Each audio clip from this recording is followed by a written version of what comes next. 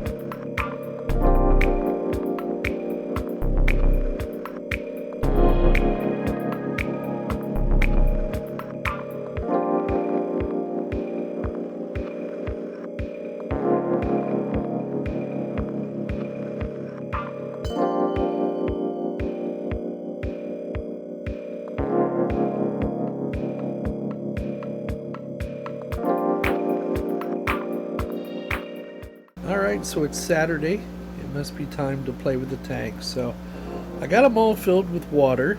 You know, I try to do my tank maintenance on Saturday after the live stream. And actually it's after dinner now. And I just got finished probably about 3:30, 4 o'clock. So today I had a lot of plans.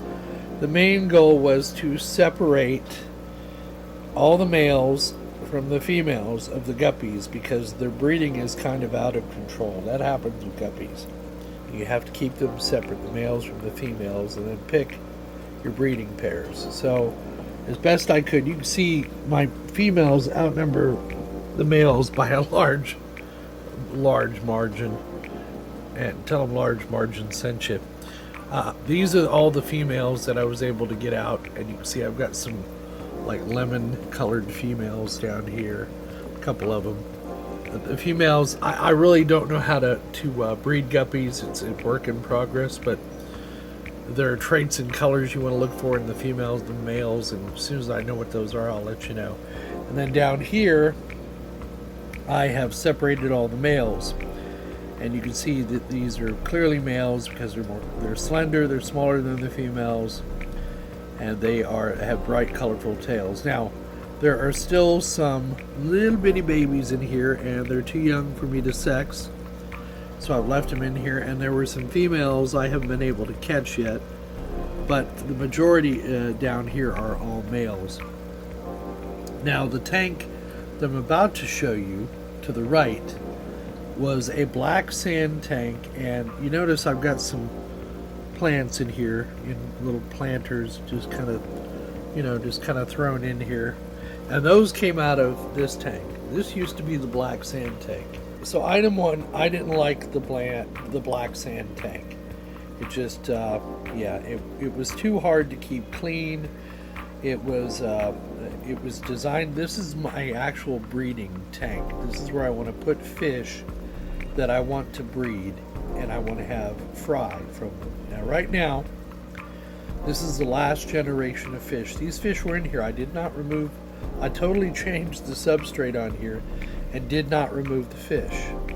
What I did was I drained almost all the water out of the thing. I pulled all the plants that were in here out. They weren't planted, they were in pots. And then I just poured gravel over the top.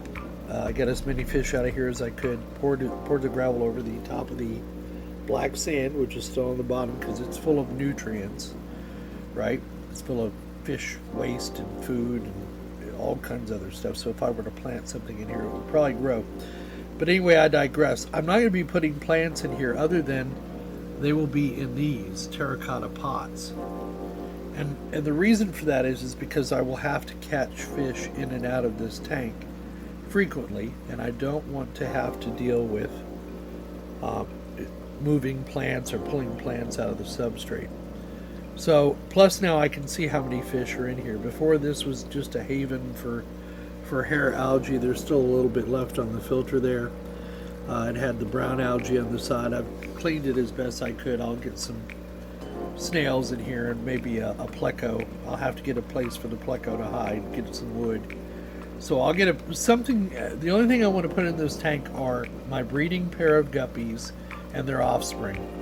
And then I want to be able to move the plants around and the wood, anything I need to do to be able to catch fish out of it, because it was a royal pain catching fish, spending most of my afternoon catching fish out of these two tanks. Don't get me wrong, I enjoyed it, but you know, there are some other things I can be doing with my time.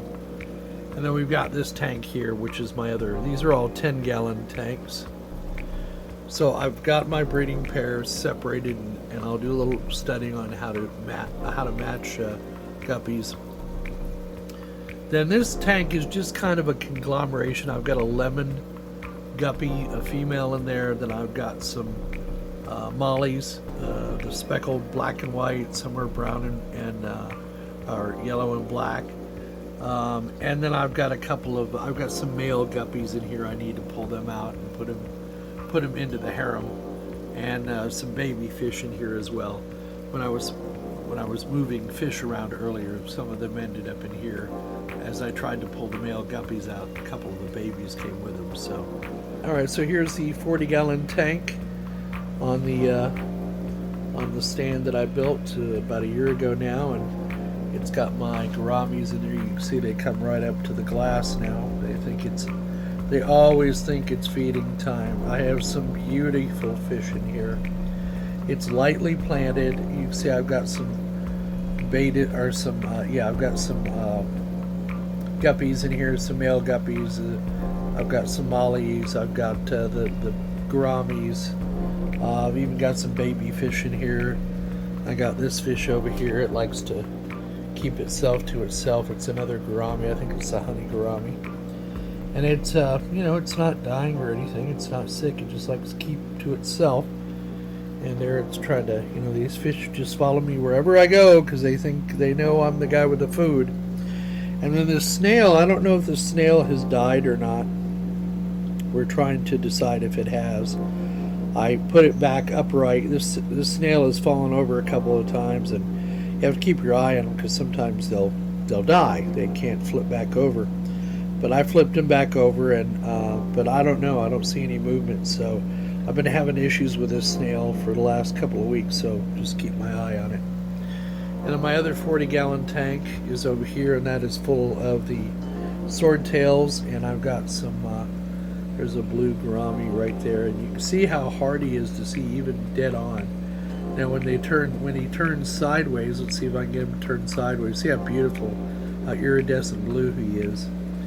And then I've got some swordtails in here, and if you look, I've got some swordtail. I got lots of swordtail babies. There you go. The camera's doing the work for me. And I've also got some. I've got some guppies in here. They're pretty plain guppies, but these are some females, and there's a male there. No, or is that a female? No, it's a female. And a couple of them were pregnant, and they had some babies when I put them in here. And I'm surprised the swordtail fry have lived this long, and it looks like they had some more babies, so they evidently like their surroundings because they keep proliferating and having babies. And there's another one of my snails at the top. And yes, I just cleaned the duckweed out of this. The duckweed is this little stuff. This is the good stuff. This is the Amazon frog bit. That's what that is. That stuff I really like. This is the stuff that is just will not go away, and once you get a little bit of it in your system, this is like a week's worth of growth, all this little stuff, and you just have to keep up with it. It's a task. Now this tank down here that we're about to spend a little quality time with was a dirted tank that I then converted to a tank with a safety Zorb in it. And this is a plastic rock, but these are real plants in here. I got some sword. I've got some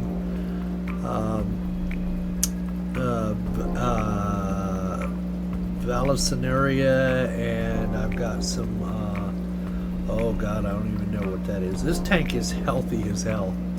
This tank, I put 10 shrimp in this tank a month ago, and just look, they're everywhere. They're all over the place. Here's my mystery snail. And it's full of guppies. Now these guppies have just been in here over a year. They just breed with however they want to. You're also going to notice I've got now hang-on back filters on all my tanks. All my 20s, all my 10s, all my tanks. And that's because I like on 2 filters, under gravel and hang on back, and I've got a combination of both those in this tank. And this tank never fails to just please the hell out of me. I just leave it alone. I feed it. I don't deal with the algae in it. It's got a plecostomus or a pleco in there somewhere. I just enjoy it, and I let it take care of itself. I never do water changes on any of these tanks. I just simply add water as needed, and just kind of let the tanks do what tanks do. This tank over here is my tetras. So I've got some neon tetras in here. I've got some I don't know if these are Brazilian tetras. I forget, the big tetras. They're not real aggressive. They're territorial. And I got that little tetra down there. I think that's a bleeding heart tetra. I don't remember. My neons, these are the survivors from the ick. This tank had ick when I first got these fish. The tank is now settled in and is doing well. And I've got live plants in it, just like I do in all my tanks. And this one doesn't have a whole bunch of that horrible weed on top, but it does have Amazon frog bit, which I do like. And again, another hang-on back filter. And then this last tank over here, the last 20-gallon breeder. This is my original dirted tank, and it is still dirted. And I'm not going to break it. Now look how clean the sand looks now. I don't know why. I guess it's gone into the soil underneath. But this tank, again, little to no maintenance. All I do is add water. There were a plethora of shrimp in here. Just regular old, everyday, I forget the type of shrimp they were. And I think they're all in the back. I don't see any shrimp. Maybe the camera will find them. I don't know if they died off or the water parameters got out of whack. I haven't seen any shrimp in here in a while. I thought I saw some at the back the other day, but evidently I may have been incorrect about that. So if I see any in this video, I'll notate it as I edit. But I don't see any shrimp in here anymore. But the guppies are doing what guppies do. They're thriving. Alright, so now we're out here in the den, and this is my leaker, 10-gallon leaker tank. And it got moved in here because, you know, it's a place to store plants or to quarantine fish or whatever. Right now it's got some snails and some plants, and that's about it. Now this tank is one I really didn't know what to do with. I want to get another 20-gallon tank down here, and I will come this spring or this fall. But this is a 20-gallon tank I really didn't try too hard on. I just put it together, and I let it cycle, and I threw some fish in and some wood, and it just look where we are today. I mean, what can I say? It's a thriving tank. We've got these are fish from my 55-gallon tank that I was running out of room in there, and I said, well, let me throw some plants and some wood in here and some babies. And these, when I put these black and white mollies are in here, or these speckled mollies, they were wee babies. And as you can see, they're growing up, they're thriving. And again, the trick is a good substrate, which is that clay, that safety zorb that I bought from Tractor Supply. Then on top of that, pool sand. And then you can coat the safety zorb with your favorite, you know, like laterite or whatever you want to charge that substrate with. And then I'm using under gravel filters. I was trying to use these as a plenum. Yeah. Either way, you can use them as just an under gravel. And don't let people tell you, well, you can't use them because the roots of the plant grow into the little... No, they don't. They don't. They grow into the substrate. But the idea is to create an area where you can store nutrients for the plants. Otherwise, you would have to put what are called root tabs in here to keep the plants fed. But the fish feed the plants. The fish waste and the excess food breaks down, and the plants absorb that and convert that into green leaves and CO2. So there you go. That's how they work. And again, I got a plethora of plants in there. You can't put too many plants in your tank. And speaking of a planted tank, yeah. I just trimmed it last weekend, I swear to you. And yeah, here we go. This tank is getting old. This tank is near on 20 years old. And it's probably going to need to be resealed. I better not say anything and jinx myself. But this tank, again, it just look at the life in here. It is doing what it needs to be doing. Again, another got some algae. Another maintenance-free tank. I got some corals down there. They are living in this tank. I was worried when I got these little fellows, but they seem to be getting enough to eat. There's another one, and there's a panda cory right. Where is he? He's right there. There he is. Oh nope, now he took off over there. Anyway, there's a panda cory in here. A couple of them. There's some red shrimp. There's all. Oh, look at that! Look at that guppy! Look at these mollies. Yeah, just a plethora of fish in here. This is kind of there's my big old pleco. He's always out on the lookout for food. He's about, he's a year and a half old now, I guess. They get big. Always make sure you get a small pleco, not the ones that get to be, can get 10 inches long or whatever. And then I got some, some baby fish in here. They're not getting hassled too bad. Just a lot of activity going on in this tank. It's thriving. And again, I don't do anything special. Occasionally when I remember, I'll put some liquid fertilizer in here, but other than that, I feed the fish once a day, 8 o'clock in the morning or 8:30 in the morning. And the lights are on from 8 in the morning till 8 at night, so they get 12 hours of light. And then I trim the plants when they get out of control, like this jungle valve gets out of control and blocks all the light, plus the plants, on the top, the frog bit, and then that horrendous little thing, whatever that is, that takes over tanks. But other than that, I just add water and I don't worry about it. I find a lot of problems people have with their tanks is from overthinking things. The whole idea behind aquariums is they're supposed to relax you. So if you feel stressed doing aquariums, then you probably need to find a new hobby. I'm just saying. So, and you can see the kind of vibe they give this room. They really transform my studio. Not a lot of people care about fish keeping, but those of you that do, you know what I'm talking about. It gives you a special kind of warm feeling to know that you're able to create something that's a living ecosystem, and it looks nice, and it really reduces your stress level.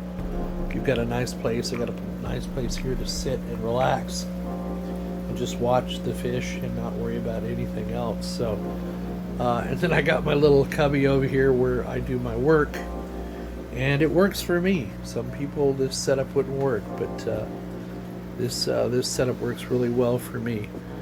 So there you go. Well, there you go. Not real exciting. Aquariums aren't that exciting unless you're into the hobby. So for those of you that have tuned in to enjoy the hobby along with me, thank you. I appreciate it, and I like sharing what I've learned about aquariums. So now this aquarium that I modified, this 10-gallon, is strictly going to be for those guppies to breed in. And it's just easier not to plant plants in there permanently. I can put some guppy grass in there, some stuff for the babies to hide in, and then I can easily move that stuff out of the way if I need to get fish out of there, if I want to take the males out to give the females a break after they've been impregnated, that kind of thing. And it makes it easier later down the road to separate out the fish by sex. It's a lot easier to do it in a small tank than it is in a big one. They have less room to hide. So, and your mileage might vary. Now, I just went in over the top of the black diamond blasting sand that was there. It doesn't have a lot of nutrient value in it. I mean, it's got, sand's not that great for holding nutrients, but it does have old fish waste and fish food, and all that helps. It's not like I'm going to be planting anything into the substrate, but the other thing that helps do is keep the tank cycled. It's got good bacteria in there, and it's less impactful on the fish, and we still got that stabilized ecosystem set up in there. And plants, even though they're only in pots, will help take the nasty stuff out of the water and make it healthier for the fish. So plants are always good, whether you plant them permanently in there or whether you put them in there in pots, as I'm going to do. Either way is fine. So we hope you found this video entertaining and informative. As always, please give us a thumbs up down below if you liked the video. Subscribe if you're not already a subscriber, and click that little notification bell to be notified of new videos when they come out. Donate if you're so inclined. PayPal, Patreon, YouTube join function, or just become a YouTube premium member like the rest of us. And we'll all share in the wealth, or feast or famine, as they say. Don't forget to come back and see us again, and don't forget, we'll see all of you on the other side. I've been watching old Unky Joe. From Texas heat to where the cacti grow. Fixing server solar power in the land, hoping that his plans all stand, making life a touch more bright underneath those southern lights.